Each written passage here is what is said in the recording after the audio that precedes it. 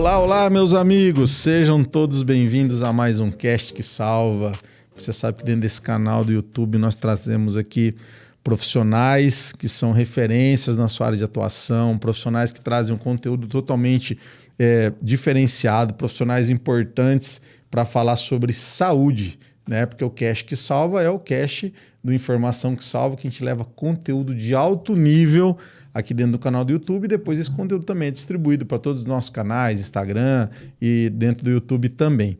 E hoje eu estou muito feliz, porque eu estou recebendo uma visita nobre aqui. Ele não é da nossa cidade aqui em São José do Rio Preto, o Dr. Luiz Gustavo Hernandes. Ele veio de Piracicaba para participar comigo aqui desse podcast, apesar que o doutor tem uma boa relação aqui com a cidade, né? Já passou por aqui, tem vários amigos aqui, é caminho para ele também passar por aqui às vezes, ele e a esposa dele. Quero agradecer, ela não está aqui no vídeo, mas a esposa do doutor também está aqui, a Vivian. Obrigado, Vivian, pela presença. Estou muito feliz com vocês aqui, viu, doutor? De você vir aqui para a gente conversar, levar informação, falar um pouco da sua formação, que é uma formação super diferenciada, nesse formato mais aqui, vamos dizer assim, mais despojado do podcast, né? Que a gente acaba ficando mais à vontade para falar. Obrigado, viu? Eu que agradeço, Renato, seu convite. É um grande prazer eu estar aqui, né, podendo expor, né, mostrar o meu trabalho e também poder ajudar as pessoas a ficarem mais esclarecidas em relação a alguns detalhes que muita gente não tem nem noção do que é, sabe? E porque a gente vê no consultório, às vezes, com os amigos, os parentes, que quando você fala determinado assunto, a informação às vezes não chegou. Verdade. Né? Então isso é legal, cara. Muito obrigado pelo convite. Viu? Muito bom. Ô, Vitor, faz um favor para mim, manda um zap para as meninas virem fazer um vídeo nosso aqui, porque como diz o meu grande pai, galinha quando bota canta, doutor. Então nós temos que já começar a divulgar aqui esse nosso, né, para botar nos stories aqui, que nós estamos aqui fazendo uma gravação. Doutor, antes de mais nada, eu gostaria que você contasse um pouquinho da sua formação. Pessoal, eu tive lá recentemente lá no consultório do doutor, aliás, uma superestrutura lá em Piracicaba. O doutor é uma referência lá naquela região, não só Piracicaba, Limeira, Americana e outras cidades ali em volta. E aí a gente foi gravar alguns vídeos, né? E eu estava ensinando para a secretária dele como é que ela via a questão se o médico era especialista ou não, né? Aí eu ensinei para Andressa. Eu sou, agora estou voltando, doutor. No Covid eu dei uma derrubada, agora estou ficando bom de novo de guardar nome. Eu falei para Andressa, entra aqui, dá o CRM do doutor. Aí ela me deu o CRM do doutor Luiz Gustavo. Aí entrei lá, né? E na minha... Quando a gente começou a trabalhar, eu falei, bom, eu sabia que o doutor era angiologista, cirurgião vascular, né, e tem endovascular, então no mínimo teria esse RQE, né? E aí quando eu abri lá, o doutor tem 5 RQEs, né? O que é o RQE, pessoal? Para vocês que estão aí. Um médico, para ser especialista, ele passa pela prova de residência, ele faz a residência, ele faz a prova de título. Tá? Quando ele passa nessa prova de título daquela residência ou daquela especialidade que ele escolheu, o CRM confere a ele esse RQ, que é o Registro de Qualificação de Especialidade. Então isso é importante. O médico, para ser especialista, ele tem que ter o RQE, ok? Então isso é importante, uma informação para você que está aí. E os médicos se sintam felizes, quem tem o RQE, porque não é fácil ser um especialista. E o Dr. Luiz Gustavo tem 5 RQEs. Né? E aí, né, ele estuda demais, se prepara demais, estava lá lendo 2 livros já dentro da especialidade dele que nós publicamos agora. Doutor, que legal, né? São 5 títulos, né? Um em angiologia, cirurgia vascular, cirurgia endovascular, angioradiologia e também neuroradiologia. Neuroradiologia. Então, pessoal, isso aí mostra o quanto um médico se preparou e ele tirou aquele título, ou seja, ele estudou, passou por aquilo, teve que, né, se dedicar para isso, né? Eu queria que você contasse como é que foi um pouco dessa trajetória, como é que isso foi acontecendo, o momento que você sai da faculdade ali e fala, eu vou partir para ser um especialista. Como é que isso foi acontecendo na sua vida? Assim, se em algum momento você pensou nisso, falou, putz, eu vou ser esse super... Até eu coloquei para ele, ele é um médico humilde, assim, tipo assim, eu falei para ele, você é um super especialista. Aí ele ficou assim, né, meio, né, não é uma pessoa que eu fiz o elogio para ele, né, e é verdade, não elogio não, fiz uma constatação, né, e ele ficou meio assim, quer dizer, você é um super especialista. Obrigado. Como é que foi isso, essa trajetória para chegar até aqui hoje com uma carreira consolidada, com essa super especialização, uma especialização ampla que concede ao seu paciente uma oportunidade de resolver várias coisas dentro da mesma área com um único profissional, que também isso já não é feito mais hoje, né? Hoje mudou muito. Me fala um pouco sobre isso. Só um momento antes do doutor comentar. Tá. Doutor, só ajeitar a postura. Aí, estamos ajeitando aqui a postura do doutor. É esse, Vitor. Ô, Vitor, já manda para as meninas que eu vou precisar e eu vou precisar de uma água também, tá? Beleza? Pode responder. Então tá bom, vai lá, doutor. Então, Renato, na realidade, rapaz, quando eu fui fazer medicina, eu imaginava que eu ia ser cirurgião... Eu decidi ser cirurgião no final da faculdade. Tá. Eu fui fazer medicina porque eu gostava, era um sonho, né? E dentro da faculdade, às vezes, eu pensei em ser psiquiatra. Ó. Quando eu fui fazer estágio no hospital psiquiátrico, desisti. Já pensei em ser pediatra. E também, quando eu passei pelos ambulatórios, tal, pelo internato, né, eu vi que também não era a minha praia. Tinha alguém na família que era médico? Não. Você foi o primeiro. Meu pai sempre foi produtor rural, minha mãe é professora. E aí, rapaz, quando eu estava no internato, entrei na cadeira cirúrgica, eu falei, não, isso aqui que eu quero. E eu via em Pereira Barreto, eu sou de Pereira Barreto. Legal. E que os cirurgiões lá, né, que sabiam operar, faziam de tudo, naquela época cirurgia geral, o cirurgião fazia de tudo, eu achava assim fantástico. Né? Eu falei, não, eu quero ser cirurgião. E aí eu comecei a fazer cirurgia geral, aqui na Santa Casa, São José do Rio Preto. Você fez cirurgia geral. Fiz cirurgia geral. Então tem mais esse RQE, cirurgia geral. Fiz cirurgia geral,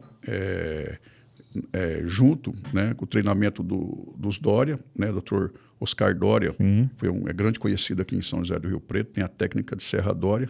E o doutor Ricardo, ele era o chefe, né, e um cara sensacional. Eu tive uma oportunidade de aprender muita coisa com ele.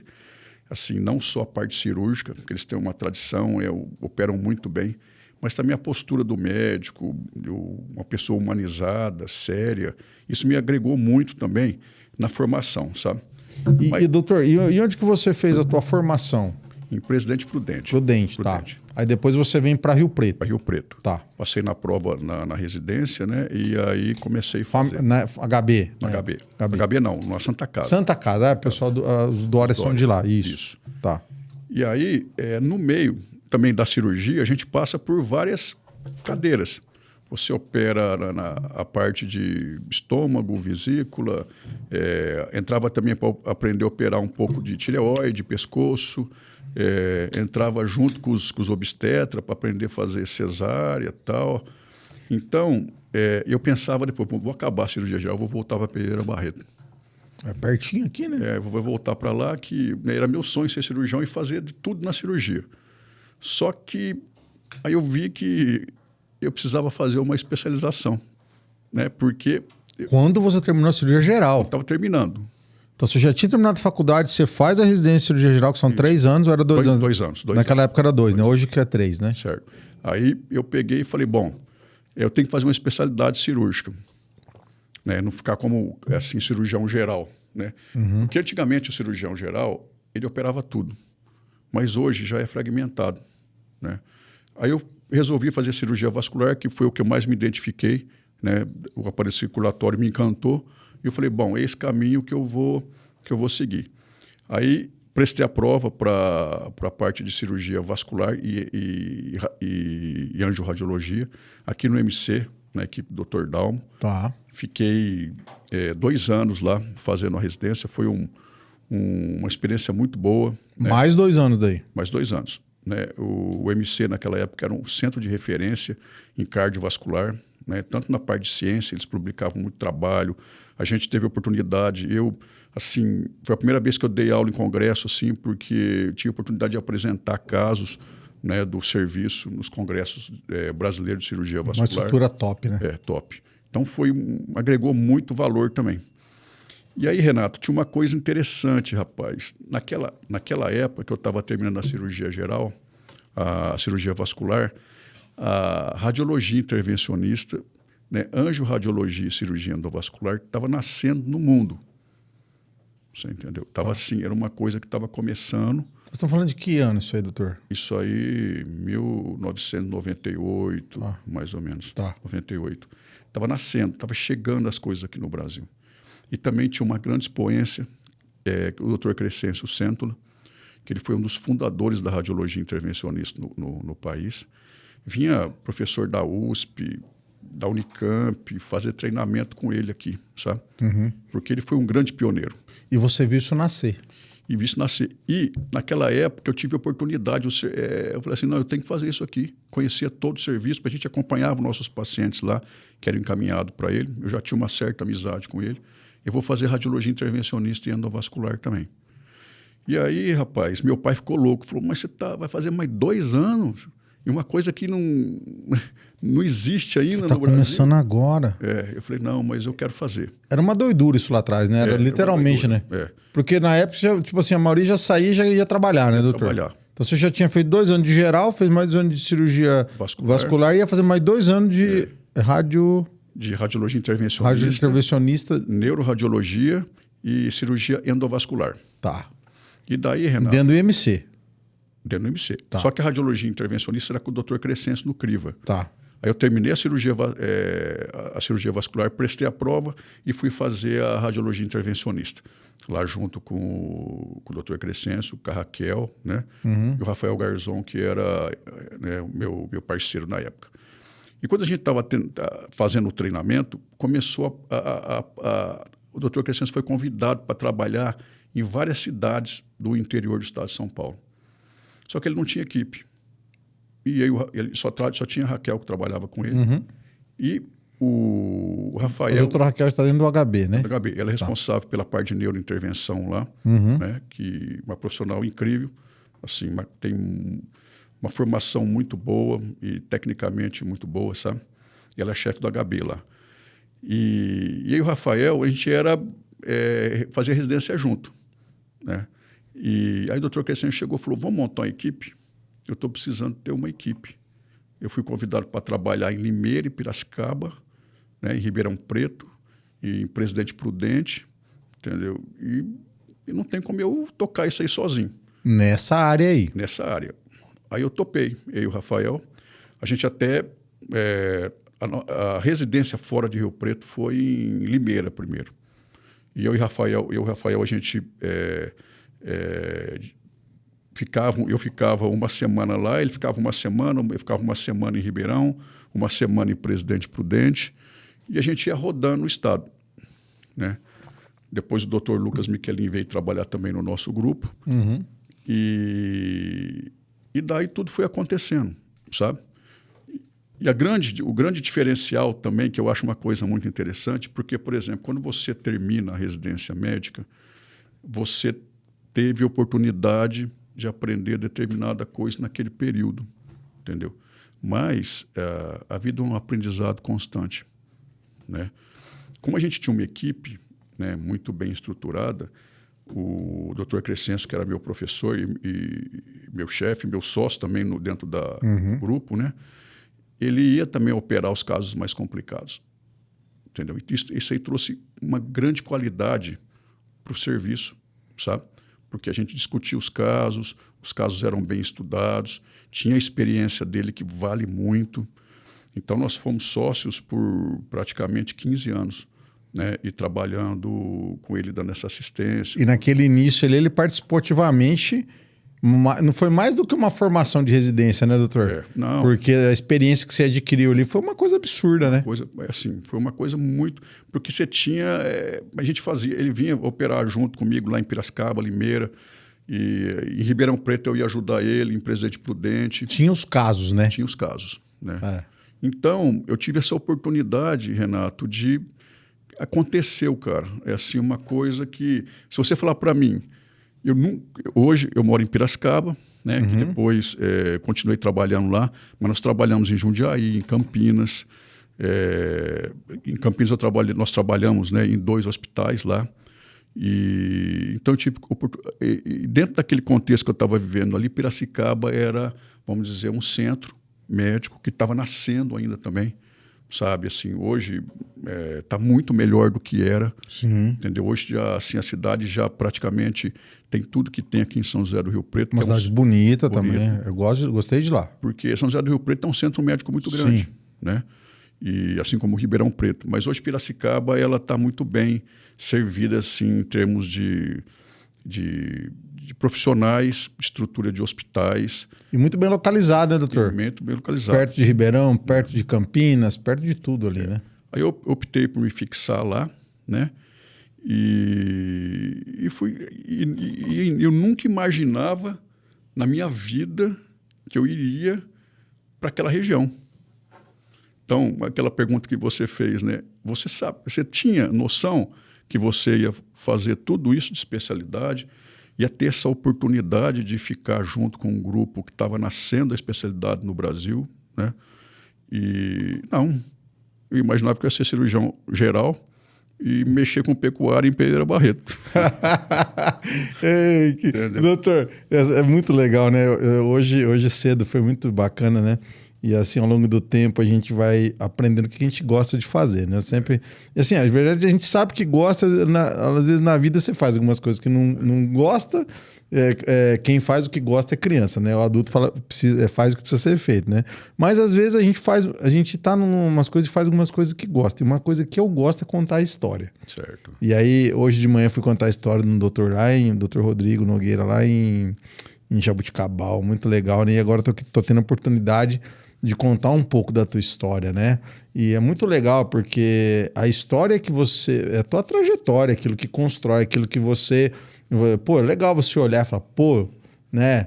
Tem um caminho aqui, não foi da noite pro dia, né?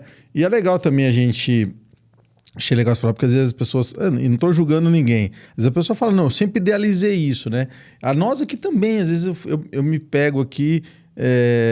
A gente começou com revista impressa, que eu te contei, e hoje nós temos uma agência de marketing médico para médico especialista, com um estúdio legal, né? Até a Vivi elogiou nossa casa aqui, né? Aí, você imaginou isso? Não imaginei.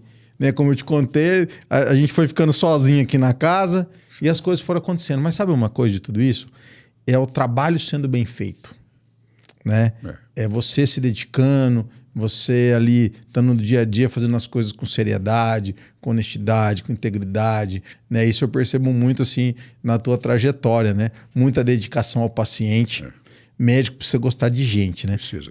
Então, esse é o grande diferencial. Lógico, todos nós precisamos trabalhar para ganhar dinheiro, sustentar nossas famílias, mas uma coisa é certa, se a gente não gostar de gente, quem tá lida com o público, né? Isso é um grande diferencial, né, doutor? Sem dúvida. Na realidade, o paciente, ele tá vulnerável em todos os aspectos, né? Assim, quando você está vulnerável financeiramente é uma coisa, mas quando você está com a saúde comprometida e dependendo da gravidade, a pessoa está vulnerável. É pior, então, né? Aí você tem que entender isso, né? Ter compaixão, caridade, sentimentos diferentes que não só a parte, vamos dizer, profissional, técnica do problema, né? Essa parte humanizada de entender a doença do doente, você está entendendo? É muito importante. E às vezes tem que dar uma notícia ruim, né? Ruim, sabe? Você tem que saber dar a notícia, né? Para saber para quem você dá a notícia, né? Muitas vezes não deve, às vezes não pode ser para o paciente.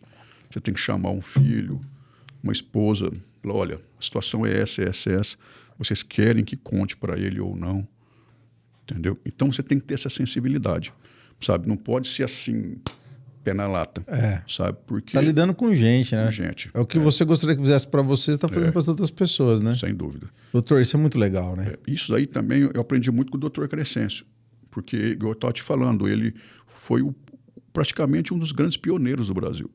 Foi o segundo presidente da Sobrista da nossa sociedade E ele é uma exponência. Era, assim, agora, a humildade dele era incrível. Os pacientes adoravam ele. Entendeu? Quando ele ia fazer os procedimentos nessas cidades que a gente trabalhava, ninguém acreditava. Falava, nossa, o pessoal que estava, as equipes médicas de anestesia que estavam anestesiando o paciente, os outros colegas que às vezes encaminhavam os pacientes para a gente, falavam, nossa, esse cara não existe. Entendeu? Então, isso eu aprendi muito com ele também. Sabe, essa humanização do paciente, com a equipe que você trabalha. Na realidade, a equipe que a gente trabalha dentro das hemodinâmicas do centro cirúrgico é uma equipe. Sim. Eu não faço nada sozinho. É um time, né? É um time. Então, a gente tem que ter respeito por aquelas pessoas também. Eu tenho, assim, meninas que trabalham comigo ali, enfermeira, técnica de enfermagem, que são fantásticas. São pessoas que eu falo, vai para o céu. Entendeu? Porque elas se dedicam, elas cuidam bem do paciente, você está entendendo? E isso é um contexto, assim, que agrega tudo e a gente consegue tentar oferecer um serviço humanizado, pensando no paciente. Doutor, vamos... Ó, esse assunto é muito legal. Eu quero abordar ele. Eu quero tratar com você alguns temas aqui dentro da tua área. Certo. Você é um dos poucos profissionais dentro dessa área que tem essa formação ampla, tipo assim, de poder... Que você teve essa oportunidade, que hoje não tem mais isso. Né? Hoje a pessoa tem que ir para esse caminho. Então você teve, na época, de poder fazer essa formação junto. Né? Como é que é para você, na parte de intervencionismo, na parte intervencionista, de poder estar lidando, de salvar a vida da pessoa, porque é quando a pessoa está com aneurisma. Certo. Ou ela está com, ou quando precisa dessa parte de intervenção, que também não é só salvar, não é só aquela que a pessoa pode estar morrendo, né? Mas a gente até conversou no consultório. Hoje tem várias outras, digamos assim, ferramentas que você usa essa parte de colocar ali no cateterismo, né? Você me fala se eu estiver errado, tá? Certo. Você vai me corrigindo aí, que você é o especialista. Mas que entra com essa parte que você vai guiando, né? Eu achei tão legal, você falou para mim que dia que eu tava lá, pô, você leva o dentro do corpo para onde for necessário, leva lá no joelho, leva, né? Você falou que leva em vários lugares aí, no estômago, né? Que, né? Lógico, quando tem um problema sério, quando você precisa entrar, que a pessoa está na vida ou morte. Como é que é isso? E depois fala também dessa outra parte, que são os tratamentos eletivos, por exemplo, aquele caso do joelho, que é uma coisa muito legal, como é que é o nome daquilo, doutor? Embolização de artérias geniculares, isso, da artrose. Que é essa embolização que é feita no joelho, também tem outros órgãos também que pode ser feito. Né? Então fala dessa questão, quando você entra com essa parte onde realmente vida e morte, que precisa ir lá e resolver uma situação, e essa parte de poder navegar, você falou navegar, agora eu lembrei da palavra. Certo. Quando você navega com esse aparelho, com stand aí, é mais ou menos isso, né? Certo. Explica isso que eu acho essa parte muito legal. Então, é uma coisa que é importante, né, para as pessoas entenderem. Na época que eu fiz a formação, não existia divisão na radiologia intervencionista e endovascular. Tá. A neurovascular, a parte de vascular periférica, que está ligada à cirurgia vascular, e a radiologia intervencionista, que é de via biliar, embolização, é tudo junto. Então, nós aprendemos tudo. Você entendeu? Hoje, nos serviços, eu consigo oferecer tudo. Porque a realidade hoje, o cara tem que ter o neuro, tem que ter o vascular, você está entendendo? A gente que tem essa formação mais antiga, a gente consegue oferecer tudo num pacote só, vamos dizer, entre aspas. Entendi. O serviço que a gente está prestando. Pela formação, né? Pela formação. Tá. Agora, em relação à parte... assim, quando a gente vai fazer uma cirurgia, entendeu? Num paciente que tem uma doença muito grave, por exemplo, eu me preparo muito bem. Eu estudo o caso dele, eu fico um dia antes, já na minha cabeça, vou dormir pensando no que eu vou fazer, no que eu tenho que fazer. Cita um caso grave, doutor. Tipo assim, o que seria um caso grave dentro da tua área? Dentro da minha área, os casos mais graves são os aneurismas roto. Tá. Pode ser um aneurisma de aorta abdominal, um aneurisma cerebral que rompeu. Então, o aneurisma roto é uma urgência que tem que ser resolvido o mais rápido possível. Tá. Entendeu? E com uma taxa de mortalidade muito grande. Depois que rompe o aneurisma, a taxa de mortalidade muda. Então, e você também não teve condições de preparar esse paciente antes. Porque quando você vai fazer uma cirurgia eletiva, é muito importante você fazer um pré-operatório bem feito. Você entendeu? Você conhecer o paciente. Né? O anestesista não ter uma surpresa na hora. Às vezes você vai tratar um aneurisma de aorta abdominal, o cara infarta na mesa. Ou depois infarta na UTI. Né? Isso eu aprendi muito com o Dr. Alexandre Anacleto aqui de Rio Preto, que é um cirurgião vascular, ele é a doutora Márcia. Muito conceituado também o casal aqui. E eles vão lá para Piracicaba operar comigo lá também, as cirurgias abertas. Tá. E realmente esse preparo do paciente é muito importante, sabe? Então a gente procura se preparar, procura estudar para na hora você ter tudo na mão, para que não haja imprevistos. Você está entendendo? Entendi. Então, esse é um fator. E sempre lembrando que é um ser humano que está ali, que poderia ser sua mãe, poderia ser seu pai, e a sua responsabilidade é muito grande. Tá. Tá entendendo? E aí, por isso que é importante essa questão de intervencionista, que você vai com essa parte de hemodinâmica, né? E vai ali por dentro no caso é a artéria, né? Isso. E aí pode ser feito pela mão aqui, A artéria radial, e qual é a outra, doutor? a artéria femoral, Tá. a artéria braquial, a artéria subclave. Aí você consegue entrar, você entra conforme a necessidade do paciente. Tá. Hoje, o principal via de acesso que eu acho fantástica, que antigamente não tinha, é a artéria radial. Tá. O acesso à artéria radial. Por quê? Porque os introdutores, os catéteres, os materiais se tornaram muito mais delicados. Então a gente consegue acessar artérias pequenas e ter acesso pela radial na cabeça, entendeu? Lá no útero da paciente. Você consegue descer até nas pernas. Então, e o paciente faz o exame, faz o procedimento, faz um curativo aqui na artéria radial e ele vai dar ali 2 horas e ele vai embora para casa, se dependendo do caso. Legal. Né? Então, isso aí trouxe... essa evolução vai trazendo uma qualidade para o meu serviço e por qualidade para o paciente também. Então, isso nós abordamos aí dentro da parte intervencionista, né? Quais são os outros tratamentos que podem ser feitos dentro dessa área? Então, hoje... Além dos aneurismas mais graves. Os radiologistas intervencionistas e endovasculares e neurovascular, o que acontece? A gente só não trata coração. Tá. Quando você vai fazer um estudo angiográfico, ficou assim um estigma. Por exemplo, fez um cateterismo, né? Já pensa em coração. Uhum. Tá? Na realidade, o cateterismo é um ato de passar o catéter.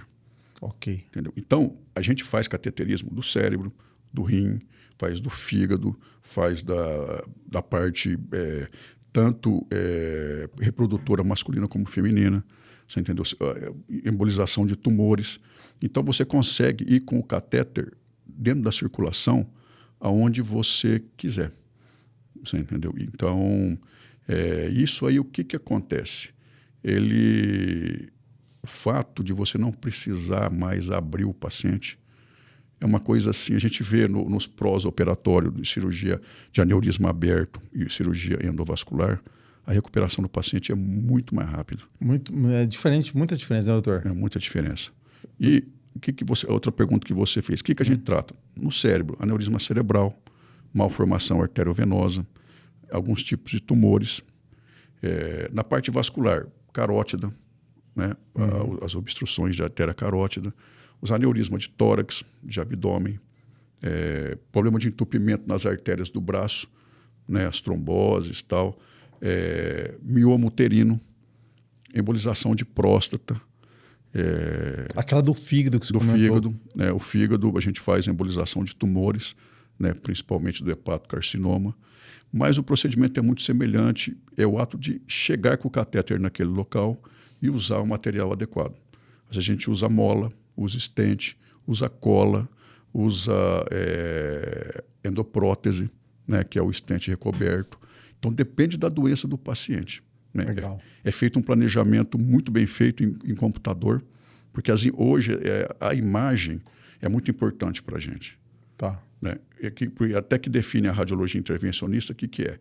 É operar, intervir no paciente usando o aparelho de imagem, que seria a escopia, né, onde faz o cateterismo, usando ultrassom, usando tomografia. Então, esse arsenal que a gente tem que é o, vamos dizer, a alma da radiologia intervencionista. É onde a gente usa os aparelhos de imagem para intervir no paciente de uma forma minimamente invasiva. Você entendeu? Então, e engraçado, assim, quando fala de radiologia intervencionista, apesar, como eu te falei, que em 98, 96 ela já estava entrando no Brasil, né? Até hoje tem muita gente que não tem noção, sabe? O que é feito, né? Do que é feito e nem no nome. O que é radiologia intervencionista? Geralmente os pacientes pensam no radiologista que fica ali, né, dando laudo de tomografia, ressonância, ultrassom. Quando fala em radiologia, geralmente você já automaticamente pensa nisso. Mas a radiologia intervencionista usa esses métodos para intervir no paciente. É um cirurgião que usa aparelho para operar. Muito legal, doutor. Doutor, uma coisa muito, muito bacana também nesse trabalho, né? É a questão de você ver o resultado ali acontecendo em real time, né? Isso é muito louco, né? Na realidade, quando você... principalmente os casos mais desafiadores, né? Mais difíceis. Quando você termina e foi tudo bem, é o melhor pagamento que você tem. Né? Aquela satisfação que te dá. E vê na hora, né? Aí você vai lá, conversa com o paciente, a família te agradece, o paciente te agradece, sabe? Isso aí é uma vitória.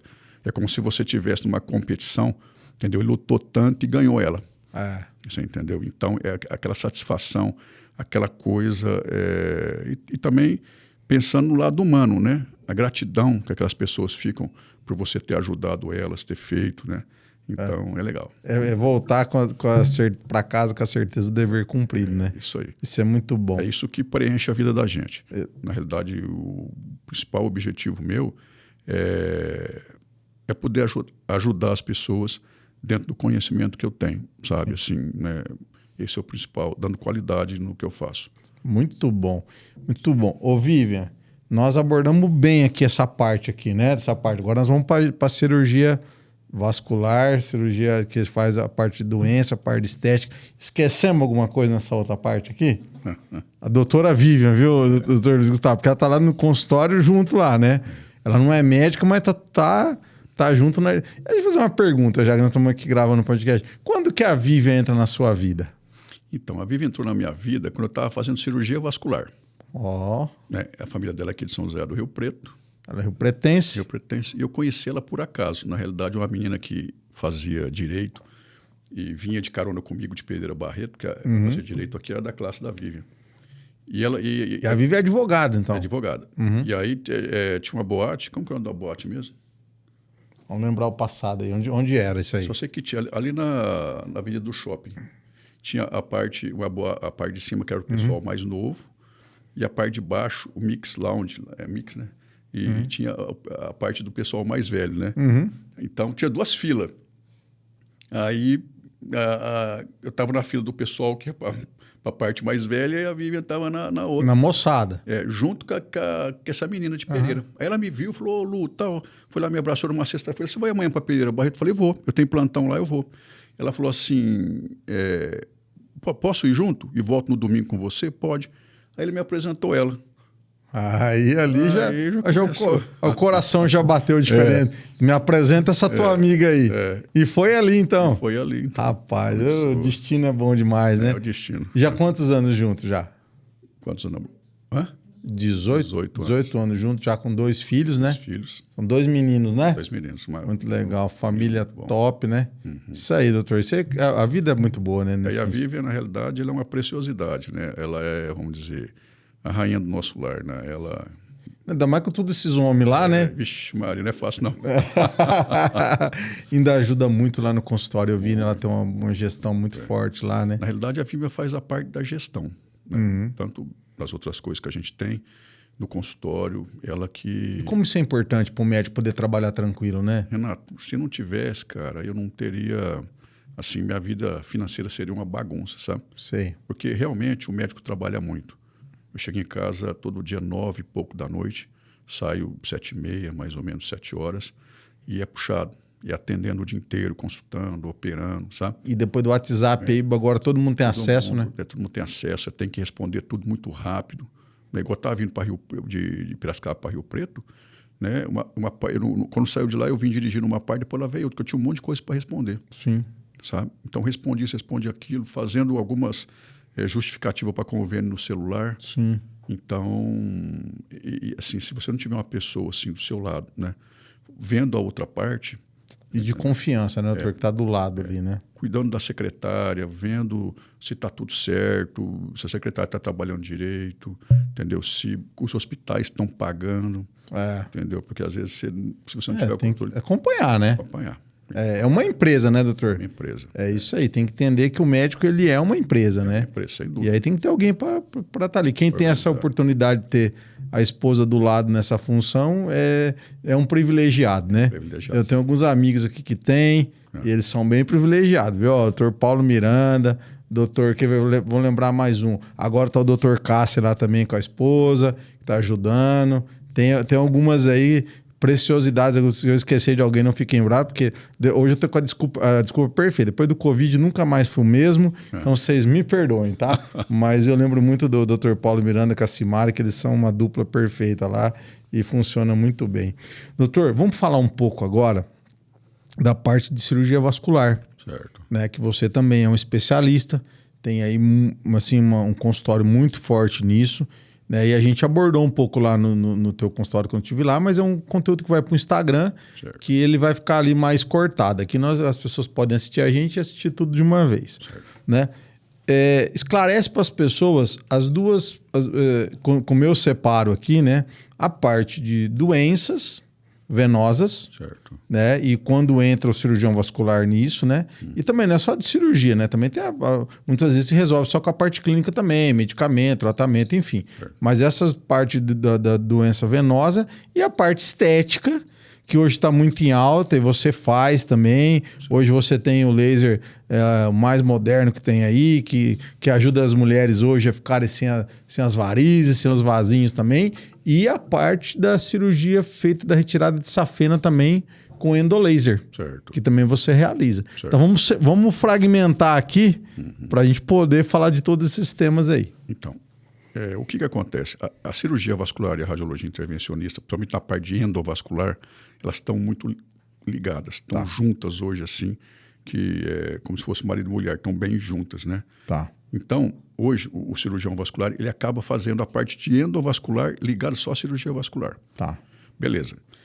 Mas a minha formação era de cirurgião vascular. Uhum. E quando eu ainda não estava trabalhando na equipe, eu montei um consultório em Pereira Barreto. Que quando eu estava fazendo residência aqui, final de semana eu ia para lá. Então eu operava varizes lá, e lá eu já fazia aplicação de vasinho. Sabe? Sempre gostei muito. E depois tive ainda a oportunidade de conhecer o Dr. Miguel Francischelli, que um cara assim, conhecia muito a estética vascular. E eu continuei, sabe, assim, fazendo as duas coisas. Você entendeu? E também os pacientes de endovascular e vascular são os mesmos. Sim. A diferença é você falar, não, o seu caso é endovascular, o seu caso é estético. Ok. Né? Hoje, a preocupação, antigamente, Renato, a gente operava aquelas varizes gigantescas. Às vezes você tinha que operar o paciente uma perna e depois, no outro dia não, passar uns 15, 20 dias, operar a outra perna. De tantas varizes que a paciente tinha. Tá. Por causa do risco de sangramento, tempo cirúrgico. Hoje, a gente praticamente já não vê mais. Entendeu? Por quê? Porque tem bastante especialista trabalhando. E também, os pacientes, quando chegam no consultório com varizes, a grande maioria da preocupação desses pacientes é a parte estética. O Brasil, ele é característica dele. A gente vê o pessoal da cirurgia plástica, vem, né, crescendo demais. Crescendo demais, o pessoal vem de fora para operar aqui. Sim. Hoje, a nossa, em relação à cirurgia vascular, a parte estética do Brasil é praticamente um dos melhores do mundo. Entendeu? Na Europa, tem um angiologista que faz a aplicação de vasinho só, mas ele às vezes não opera. Porque o angiologista ele é clínico, cirurgião vascular, né? Aqui é tudo junto, cirurgia vascular e angiologia. Então, o clínico ele faz a aplicação de vasinho, mas não opera. Né? E aqui a gente teve essa oportunidade, sabe? E foi evoluindo. Da época que eu fazia aplicação para hoje, nossa, mudou demais. Sabe, os produtos... Mudou tudo, né, doutor? Tudo, mudou demais. Aí o laser, tá? O laser é fantástico. Ele veio agregar, vamos dizer, resultado, você entendeu? Naquilo que você está fazendo. E também minimamente invasivo. Então, hoje eu trato as minhas pacientes de varizes praticamente tudo no consultório, na legal. clínica. Você está entendendo? Por quê? O paciente não quer operar, ele não quer ir para o hospital. E nem precisa, né, doutor? Nem precisa. Na maioria dos casos, né? Existem pacientes ainda que têm veias grandes, têm as safenas insuficientes, que nesses casos a gente faz com endolaser. Né? O endolaser, teoricamente, poderia ser também uma técnica endovascular, porque os materiais que a gente usa para acessar essa veia safena, entendeu? É o mesmo que a gente usa para fazer cateterismo. Ou seja, para você isso aí é uma coisa muito, muito tranquila, né? Tranquilo. Varizes é uma coisa muito tranquila. Geralmente eu sempre falo para as pacientes, às vezes a paciente está com medo de operar ou fazer qualquer, vamos dizer, qualquer procedimento, né? Eu falo, olha, a cirurgia de varizes a gente opera debaixo da pele, um tecido gorduroso, você está entendendo? Você não vai abrir a musculatura, não vai abrir a barriga, não vai abrir a cabeça, você está entendendo? E o benefício que ela traz em relação ao risco é muito grande. Sim. Porque raramente uma paciente vai ter uma complicação muito séria de uma cirurgia de varizes. Você entendeu? E a recuperação é rápida. Então, às vezes tem paciente que tem medo de operar. Eu falo, não, mas a senhora vai ver que depois que a senhora operar, né, vai ver que isso aí é tudo, né, tudo, vamos dizer, um fantasma, alguma coisa que ela criou ali. Né? E é legal porque tem várias, assim, hoje vocês têm um arsenal, né? Você tem o laser, você tem a espuma, você ainda tem usa ainda, né, aquelas aplicações de... na realidade. Daquelas injeções, como fala, doutor, o nome? A glicose. A glicose, isso. Não sei se usa ainda ou não. Então, Renato. Hoje fala um pouco desse arsenal que está aí disponível para o médico especialista tratar varizes. Quando nós começamos a fazer a aplicação, geralmente a gente fazia com etamolim e a glicose a 50%. Tinha maior risco, tinha mais complicações, né? E as coisas foram evoluindo. Existem vários produtos que a gente pode usar. Né? Na literatura você encontra várias coisas, só que tem aqueles que são mais seguros, que têm um resultado melhor. Você entendeu? Certo. Mas nós temos um arsenal. Tá? Dentro tem o laser, entendeu? E dentro da aplicação hoje existe um número grande de produtos que a gente pode associar um com o outro para você ter um resultado melhor. Evidentemente que quando a gente começa, você começa com um padrão, certo? Que usa em todo mundo. Mas cada pessoa é uma pessoa. Então, tipo de pele, cor de pele, tudo, né, doutor? Tudo. Então você não tem o mesmo resultado numa pessoa que você vai ter naquela. Então você tem que começar a tratar o seu paciente, né? Principalmente essa parte de vasinho e pequenas varizes, para você entender o que ele precisa. Né? Porque às vezes os métodos que você está usando, às vezes você tem que usar o método que você usava lá atrás. Entendeu? A composição, a mistura de coisas. Né? E aí, doutor, deixa eu te cortar, porque eu acho muito legal essa parte. É aí que entra a experiência de um profissional ter estudado. Porque não é porque hoje, lógico, você faz o laser lá, vocês têm um laser na clínica que é irreversível o tratamento do laser. Ele não vai voltar atrás, o laser só vai crescer o uso do laser, mas muitas vezes se precisa voltar ali no tempo e utilizar outras coisas que vão ser melhor naquele caso, né? Então, E isso é só quem tem essa flecha aí na aljava aí por tempo de trabalho, formação, tudo isso, né? Apesar de ser um procedimento estético, assim, muito pouco invasivo, mas fazer a aplicação de vasinho não é fácil. Você tem que cateterizar o vasinho. Você tem que pegar ele com a agulhinha. Você entendeu? Isso aí é prática. Entendeu? É no dia a dia que você aprende. Entendi. Força na mão para poder injetar o produto que você está usando. Cada produto tem uma densidade. Você não injeta o produto com a mesma densidade. Por exemplo, a glicose 75%. Entendeu? É diferente de você usar a glicose com etamolim. Entendeu? Ele é muito mais fluido, ela vai rápida. A espuma, ela flui assim muito rápido. Então, a pressão que você tem que usar na mão é um fator assim primordial. É onde evita muito as complicações ao procedimento. Entendi. Isso você aprende no dia a dia, Renato. Os livros, eles te mostram, você tem que usar essa composição, não sei o quê, não sei o quê. Mas pegar o vasinho, entendeu? Essa pressão na mão, entendeu? Isso aí É o tempo, é né? o tempo. O laser também. Nós temos o laser, eu troquei meu aparelho agora, né? Eu já tinha ele há 10 anos, adoro trabalhar com ele. Mas Você hoje foi um dos pioneiros no laser também, né? é um dos pioneiros no laser. Ah. E o laser, Tá trazendo equipamento novo lá para a clínica agora. nós compramos já. Tá. Já chegou. E agora eu estou só fazendo uns treinamentos porque ele tem um monte de recurso novo para tirar Essa mancha. nova plataforma, eles falam plataforma. Plataforma, tira mancha, sabe? Então eu estou agora, inclusive vou fazer um treinamento amanhã aqui em São José do Rio Preto para poder, assim, aprender Essa nova plataforma. a máquina, como é que ela funciona. Porque isso é importantíssimo também. Igual você disse, cor da pele. Você não pode usar a mesma Pode manchar a pele. você não pode usar a mesma frequência, a mesma intensidade do laser numa pessoa de pele clara, numa pessoa de pele morena. Entendeu? Então você tem que conhecer isso muito bem. Entendeu? Porque senão você não consegue. Também não é porque é o laser também. É assim, né, doutor? Eu sempre brinco, falo pros meninos. Né? Pra você estar numa Ferrari, tem que saber pilotar a Ferrari. Entendeu? Isso aí. Senão vai bater a Ferrari, vai acontecer. Então, beleza, o laser é uma Ferrari. É uma Ferrari, né? Mas tem que ter o piloto ali, a pessoa que tá com a ponteira ali, ter noção, porque não é só noção de tudo, de medicina, de corpo, é um organismo que tá ali, né? É uma coisa viva, né? Então, o que acontece? Fazer o laser, tecnicamente, é mais fácil que fazer a aplicação.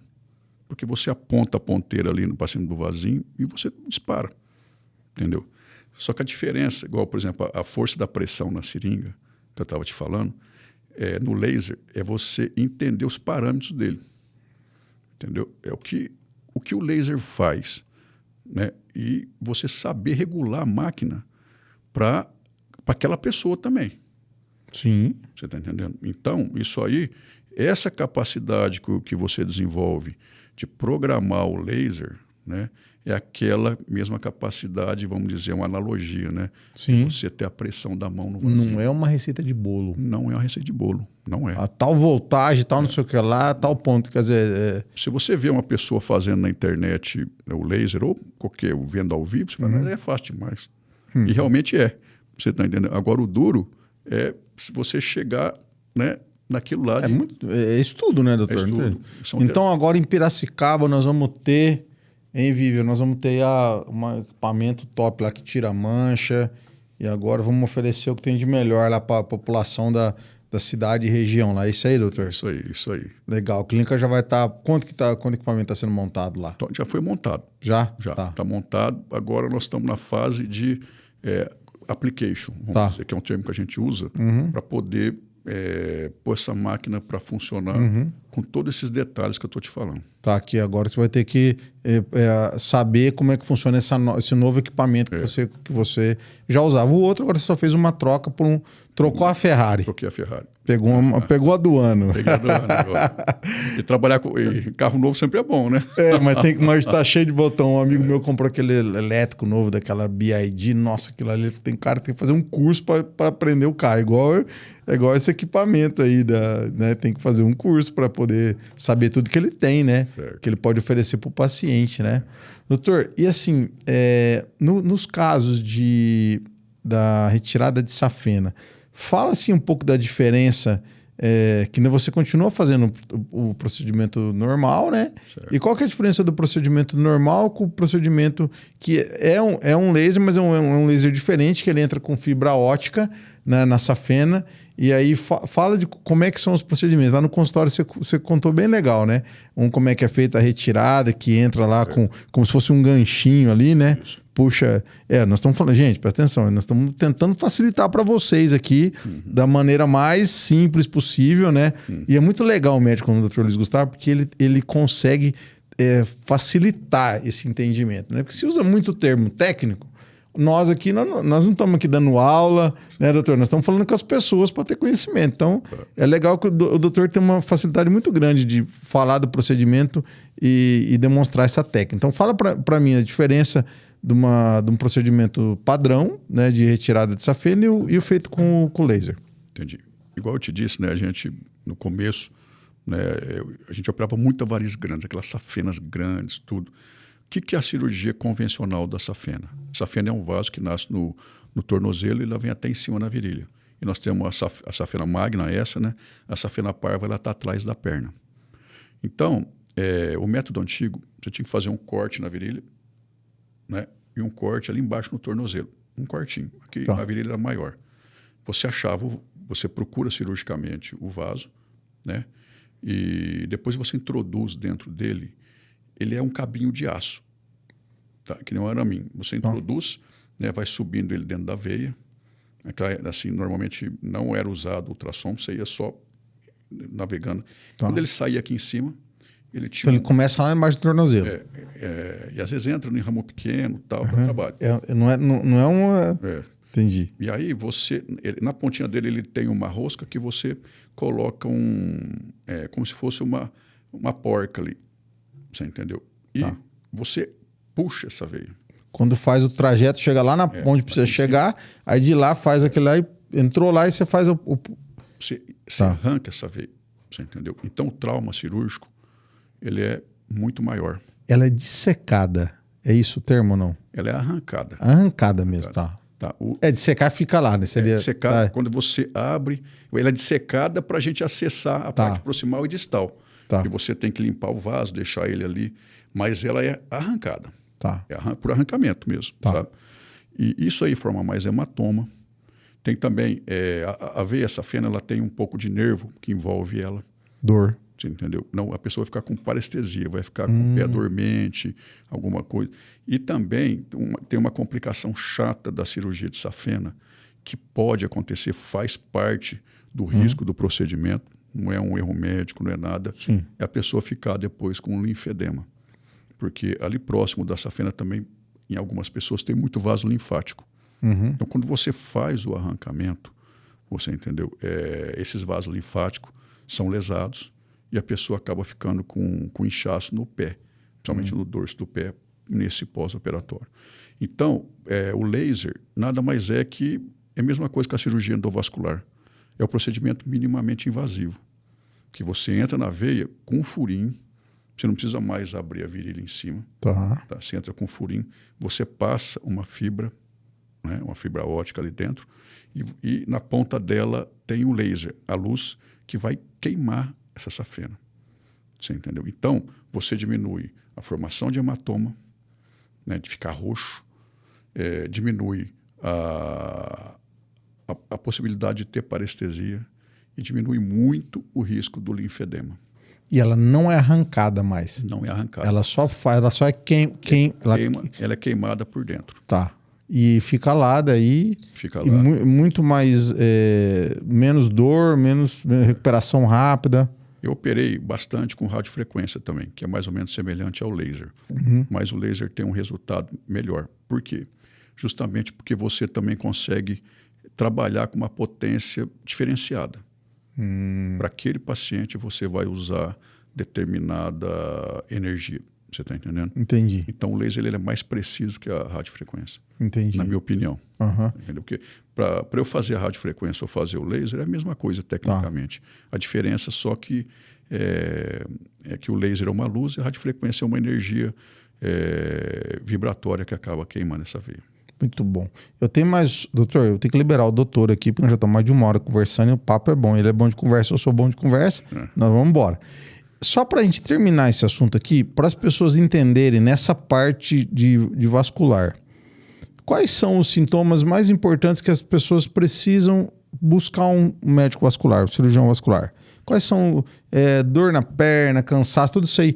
Exemplifica isso. E aí a parte estética, lógico, né? Que a gente sabe, e é importante falar no Brasil, um país quente, as nossas mulheres aqui gostam de usar short, saia, e quer dizer, culturalmente, né, as pernas das brasileiras elas estão aí no contexto. Estamos chegando agora perto do carnaval, né, doutor? Ixi, elas vão expor trabalho dobrado. as pernas ao máximo aí, na televisão tá tudo aí. Mas passa para as pessoas assim, quem está nos assistindo, tipo, quando eu vou procurar um cirurgião vascular, um angiologista também, que é a tua formação também, nesses casos? Então, Renato, aí você fez uma pergunta, que não ficar mais uma hora aqui. Aí doutor, então fala o básico só. Porque a circulação, ela está em toda parte do corpo. Você entendeu? Então, na cabeça, os aneurismas cerebrais. Sim. Né, são assintomáticos, a pessoa nem imagina que tem. Esse não tem jeito. É assim, só se teve uma história na família. Tá. O pai, a mãe já teve, tem que investigar. Mas hoje, assim, às vezes chega paciente no meu consultório acima de 50 anos, 60 anos, e às vezes até mais. Eu estou com varizes na perna, estou com dor na perna. E eu pergunto, você já viu as artérias carótidas? Não, nunca vi. Entendeu? Hoje, para mim, as carótidas, na avaliação vascular, ela é mais importante. Você entendeu? Por que ela é mais importante? Se o indivíduo tem um entupimento de uma artéria no coração, ele tem um infarto. Se ele tem um entupimento na artéria carótida, ele tem um derrame. O que é pior, o infarto ou o derrame? Não sei. O infarto mata? Mata. O derrame também. O derrame deixa a pessoa inválida numa cama. E se você achar essa doença no começo, você consegue tratá-la clinicamente com remédio. Entendeu? Nos casos que já passou, que a estenose já é severa, acima de 70%, aí você tem que fazer uma angioplastia, um stent, que é o tratamento endovascular, ou a cirurgia de carótida aberta, que é o tratamento antigo, vamos dizer assim. Tá. Mas então a carótida, para mim, é o mais importante. Doutor, tão importante você estar falando isso, aí você me fala até o tempo da idade. Essa semana, hoje é quinta, né? Segunda-feira, eu fui fazer um ultrassom, eu faço todo começo de ano, né? E dessa vez o meu médico, eu pedi ponto médico me acompanhar, e foi a primeira vez, então ele tá no grupo com a gente lá, o doutor Júlio Lourenço. Ele faz a parte de integrativa, ele é um cara muito bacana nesse sentido, o cara estudou muito. E ele falou, cara, vamos olhar tuas carótidas. Eu nunca tinha visto isso. E aí o doutor que faz os meus exames lá no CANF aqui, que é o meu amigo, o doutor Eduardo Garcia, ele com a equipe dele, quem fez lá foi o doutor Gustavo. E ele falou, cara, você tá com 20% aqui numa carótida. Tipo assim, pra idade meio que normal, mas era uma coisa que eu não tinha... numa tava calcificada e na outra tava com a placa. Eu nunca tinha nunca ninguém falou nada disso pra mim. A partir de quanto tempo, qual a idade que a pessoa precisa se preocupar com isso, se ela já tem um histórico? Porque, como você disse agora aqui, eu tô vendo tanto que foi importante o doutor ter pedido, né, esse exame para mim. Eu tô com 49, Certo. né, e pensando no futuro, como você disse, e que é um exame que que é uma coisa que ele é um sinalizador fundamental, Certo. né? Como é que é isso, doutor? Então, na realidade, o paciente tem que ver os fatores de risco que ele tem. Hipertensão, diabetes, tabagismo, histórico familiar e dislipidemia, que é colesterol e triglicéridos. Meu caso. Então, você tem isso, você tem que procurar um cardiologista e acompanhar muito bem isso. Você entendeu? O jovem, ele não tem esse hábito. O cara com 40 anos, ele está beleza, ele não tem nada. O cara com 50 anos, ele está bem, não tem nada. Ele vai fazer para quê? Não tem nada. Não é verdade? Sim. Só que chega com 60 anos, ele infarta. Eu não tinha nada. Entendeu? Então, aí o que acontece? É a hora de você pegar o paciente igual ao seu caso. Entendeu? Essa alteração na carótida, ela vai mostrar o risco cardiovascular que você tem. Você entendeu? Ela é uma das formas do vascular, do cardiologista, avaliar o risco que esse paciente vai ter num futuro, um infarto, um derrame. Tá. Você entendeu? Por quê? Se essa artéria sua está com essa alteração agora, você tem que começar a tratar para isso aí não aumentar e evitar que você tenha um entupimento nas artérias em outros locais. Por exemplo, no coração. Às vezes, achou na carótida. Mas, bom, a circulação ela é no corpo inteiro. Agora eu vou fazer esse exame, tá na hora, o ecocardiograma, né? É esse que pega ou não? O que pega hoje mais é a angiotomografia coronariana, para ver score de cálcio, para você ver o cálcio que tem na parede das artérias. Eu vou pedir esse aí então. Porque isso aí você vai... É uma forma de... Você fazendo ultrassom de carótida e essa angiotomografia, num paciente próximo de 50 anos, que geralmente o pessoal mais novo é mais esteira, eco, você está entendendo?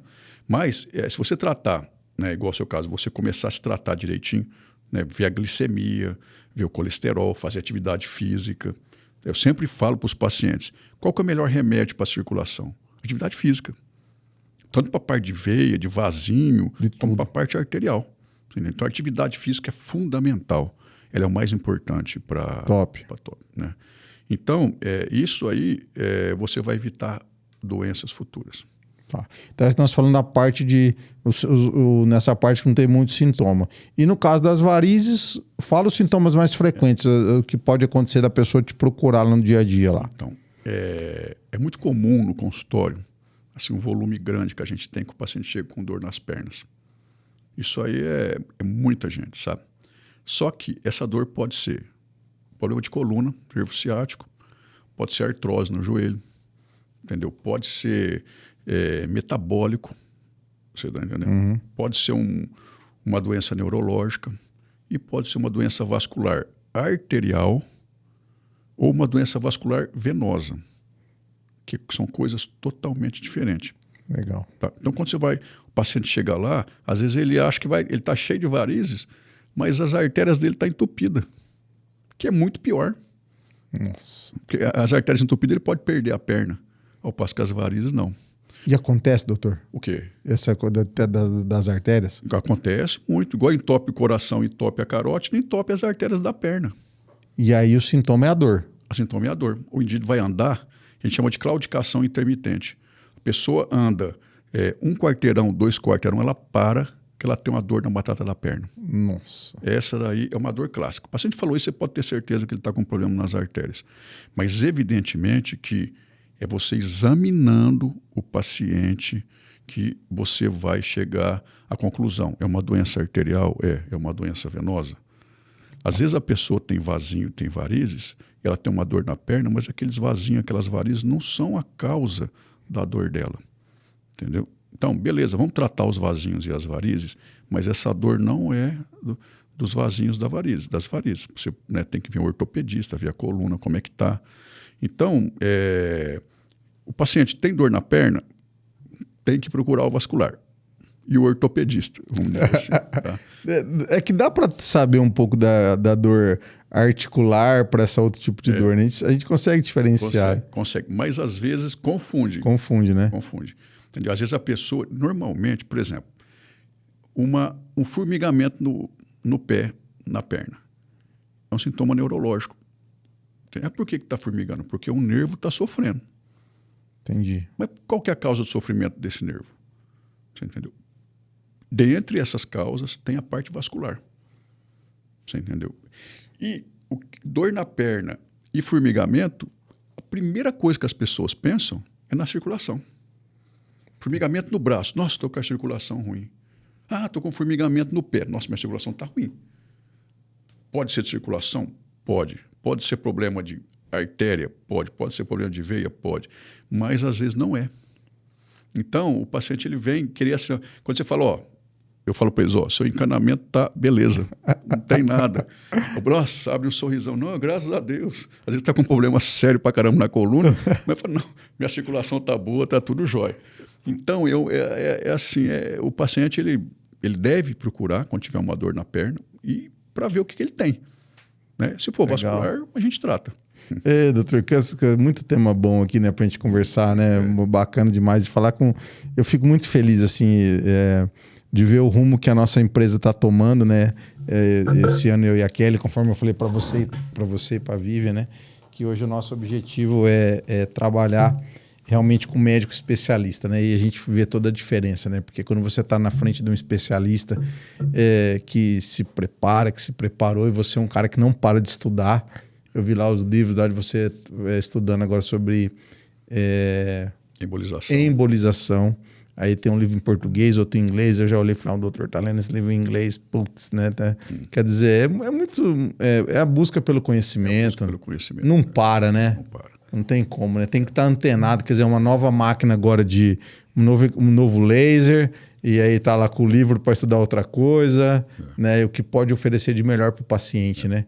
Igual eu vou fazer um curso agora no Rio de Janeiro, né, semana que vem, no final de semana, que é intervenção em vasos linfáticos. É uma coisa, Renato, que é pouquíssimo, assim, são poucos os serviços que fazem. E tá aumentando o volume de ter que embolizar a embolização dos vasos linfáticos no tórax devido à cirurgia robótica. Entendeu? Porque uma das complicações da cirurgia robótica é o paciente ficar com vazamento de linfa no tórax. Então, se você tem um método minimamente invasivo, que você vai lá com o catéter e consegue fechar esse vazamento, né, que através de uma punção na virilha, né, pegando um vaso linfático ali, é muito... assim... E aí, o Dr. Rafael, que nós, né, um grande amigo meu, nós trabalhamos junto, ele falou, Luiz, eu fiz esse curso aqui, ó. Eu falei, nossa. Ele falou, você tem que fazer, cara. Já ligou, já fez inscrição? É a segunda turma que tem no Brasil. O Rafael foi a primeira turma, foi lá no Rio fazer, ele participou da primeira turma. Eu falei, não, eu vou fazer, cara. Fiquei assim. E a David me falou assim, não, mas isso aí tem muito pouco. E realmente. É isso, né? que eu quero, né? Sabe? Eu falei assim, não, mas intervenção linfática é uma coisa que praticamente ninguém faz, é muito pouco. E a gente que já domina a técnica do cateterismo, Sim, é muito mais fácil. Né? entendi. Então eu fiquei louco para fazer. Falei, não, vixe, ela nem queria que eu fosse. Aí eu falei, não, eu vou fazer. Não teve jeito, né, Vivian? Falei, não, eu vou fazer. Não teve jeito. Vou fazer porque é o que eu vou levar daqui, é o conhecimento, cara. É, isso mesmo, né? E levar o que você proporcionou de bem pelas pessoas também. Porque isso volta, né? Isso volta. A lei da semeadura, ela é a lei mais top para mim que existe. Plantou, vai colher. Do bem e do mal, né? Do bem e do mal. Então vamos plantar o bem que vai voltar o bem, né? Voltar o bem. Eu acho que é tão legal, né, doutor, assim, a gente poder, acho que no teu caso, você olhar tantas pessoas que você pôde ajudar ao longo desse tempo, quantas famílias, né? E assim, de poder olhar para trás e falar, pô, valeu a pena, né? Sem dúvida. Esse é o que mais move, né? Esse é grande... É o que realiza, né? É o que realiza. Esse é o que dá força para a gente enfrentar esse dia a dia difícil. Né? Doutor, para terminar, geralmente faço uma pergunta pro meu convidado aqui. Com quantos anos estão as crianças? O Zé Eduardo está com 14 e o João com 7. Com 7. Um 14 e outro com 7. O que você quer? Pensa que isso aqui um dia eles vão ver. Certo. Um dia vai ficar... Porque no YouTube hoje a gente vê coisa de 10 anos atrás, 20 anos atrás, né? Fica registrado. Tá no canal do YouTube, tá para sempre.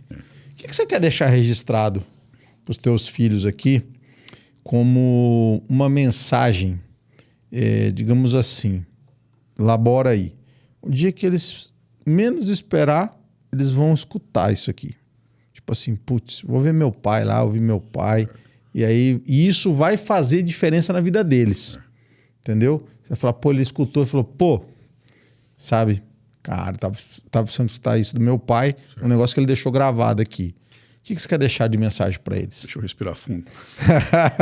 E toma aguinha, toma água aí, toma aguinha. Isso aí remete já assim o que meu avô passou para mim, o que meu pai passou para mim, né, que são valores que hoje em dia está cada vez mais difícil. Sim. Sabe? Meu pai, meu avô falava, você tem que ser um homem de verdade. Entendeu? Ser um homem de verdade não é ser assim da parte sexual masculina, vamos dizer. Sim. Né? É você ser um cara honesto, trabalhador, responsável. Você está entendendo? Ser um indivíduo que segue as leis de Deus. Você está entendendo? Então, o que eu desejo para eles? Que eles sejam homens de verdade, independente da profissão que eles forem escolher, né?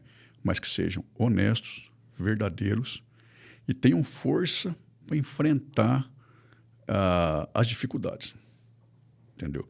Porque a tentação vai vir e você tem que ter força para vencer ela. Sim. Né? Igual a gente tem uma família, né, que a gente tem, assim, lutar para você não se envolver, não se contaminar, entendeu? Esse mundo louco que nós estamos vivendo hoje, cada vez mais difícil, né? Então eu desejo que eles sejam homens de verdade. Isso é muito bom. Isso aí, não estou falando da parte sexual. Entendi. Estou falando assim, da integridade moral. sabe? Que também é a única coisa que a gente vai levar, meu amigo. Sabe? Não leva nada daqui. Nada daqui. E muitas vezes, muito legal o que o doutor falou, né? Esse homem de verdade que nós vivemos num mundo diferente hoje, que não é um mundo mais machista, que não é um mundo, né? Ser um homem de verdade hoje é entender tudo isso que está acontecendo e se manter íntegro, apesar de tudo, né? Vencer as tentações. Isso aí. E as dificuldades, porque certamente elas virão. Não, a dificuldade também. Enfrentar os problemas que aparecem, né? Ter força para isso aí, que tem que lutar, cara. E é muito legal. E a gente tem que estar o dia inteiro na cabeça desses meninos. Hoje eu fui levar meu filho cedo, aí eu peguei e falei para ele assim, ó, pai, vai te falar um negócio? Não aconteceu nada. Eu tive um insight, né? Ó, não aconteceu nada, não é um problema que você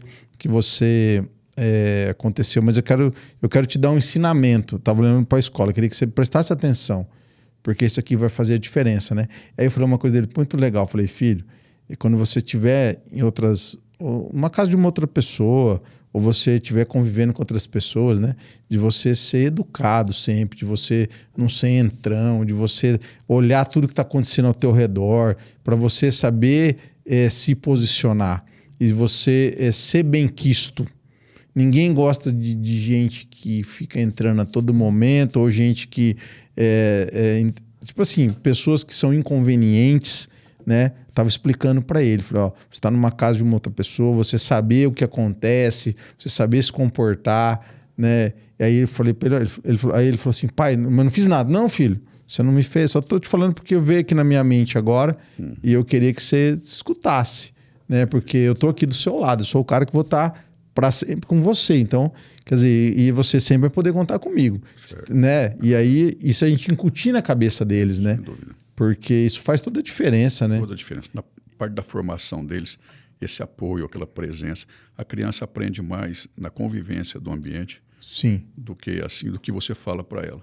Então, ela te observa. Sim. Se você faz as coisas certas, ela vai fazer também. É o exemplo, né? É o exemplo. É isso aí.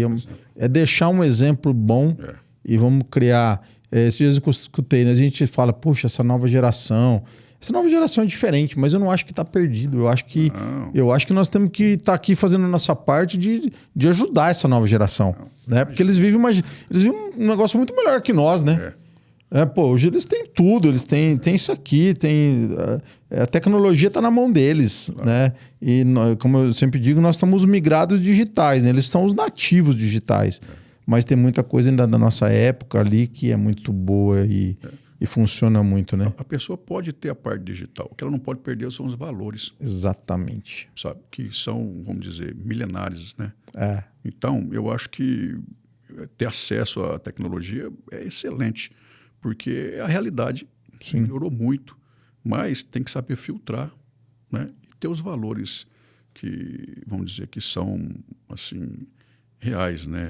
E que pautou a humanidade por muitos anos aí. É isso aí. Doutor, obrigado, viu? Tua presença aqui, eu acho que foi muito legal, um podcast assim bacana demais, um conteúdo incrível.